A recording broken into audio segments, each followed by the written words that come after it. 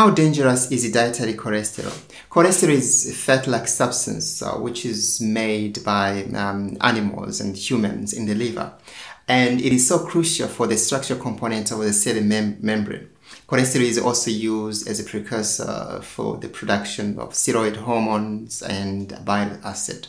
Plants don't contain cholesterol. To maintain their cell wall structure, they use fiber. In this short video, we're going to talk about how dangerous can high cholesterol be in your arteries, how it can lead to heart attacks and other cardiovascular diseases. So let's dive into it right now.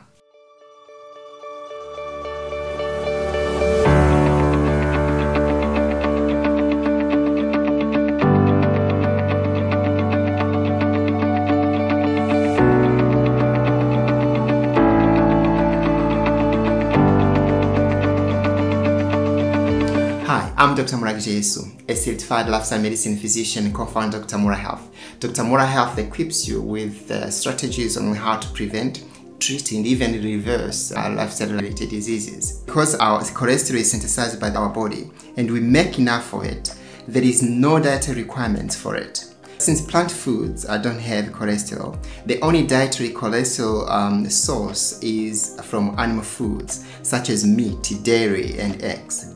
The trans fats and saturated fats from animal food cause your liver to even make more cholesterol than you would otherwise make. Since cholesterol and other fats are not water soluble, lipoproteins are needed to transport this cholesterol into the body. The lipoproteins transport cholesterol in the bloodstream in different ways. For example, we have a lipoprotein called chylomicrons. This transports dietary fats and cholesterol from intestines to the tissue. And then you have very low density lipoproteins, or VLDL. It transports endogenous fats and cholesterol from the liver to the tissues. And then you have intermediate density lipoprotein, or IDL, which transports endogenous fats and cholesterol from the liver to the tissues. Then we have low density lipoprotein, or LDL, which transports the endogenous fats and cholesterol from the liver to tissues. And then we have lastly the high density lipoproteins, or HDL, which transports endogenous fats and cholesterol from tissues back to the liver, so that can be eliminated out of the body.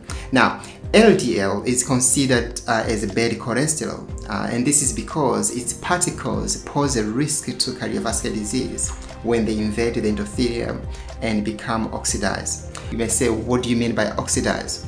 Now, when a substance is oxidized or oxidizes, it becomes changed chemically when it comes in contact with the oxygen. Oxygen is essential to human life, but it can also be toxic. In order to make the energy from food that we eat, fats, carbohydrates, and protein must undergo into oxidation. When cells use oxygen to generate energy, free radicals or reactive oxygen species are created. This oxidation of low-density lipoprotein is mainly stimulated by the free radicals in endothelium. After the oxidation, low-density lipoprotein is then engulfed by macrophages in the endothelium, resulting in the foam cell. So macrophages are the specialized cells which involved in detection, phagocytosis, and the destruction of bacteria and other harmful organisms. In this case, the oxidized low-density lipoprotein. Foam cells are now these macrophages that now contain the engulfed cholesterol. So the accumulation of these foam cells, along with the cholesterol and the triglyceride, create fatty streaks in the blood vessel wall.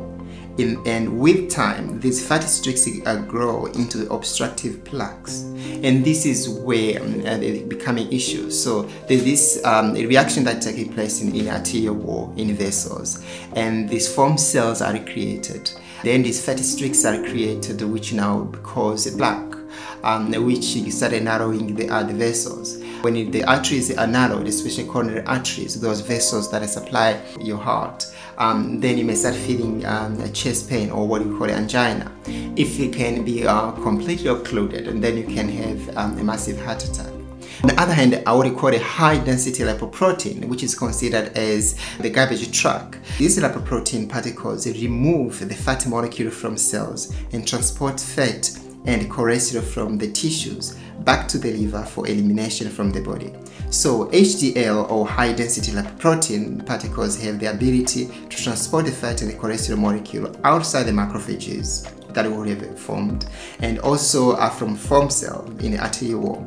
This can reduce then the macrophages that accumulates in the cell wall, and also help to prevent and even support regression of atherosclerosis. Now, cholesterol, it can really be good news, especially this low-density lipoprotein. But it shouldn't be a major issue because the only source of dietary cholesterol is from animal. So maybe it would be wise not to always just rely on some medication that's going to help deal with the cholesterol, but to stop the source of that cholesterol to start with. Anyway, stay tuned. We talk more about cholesterol and heart disease and what can be done. Thank you for watching.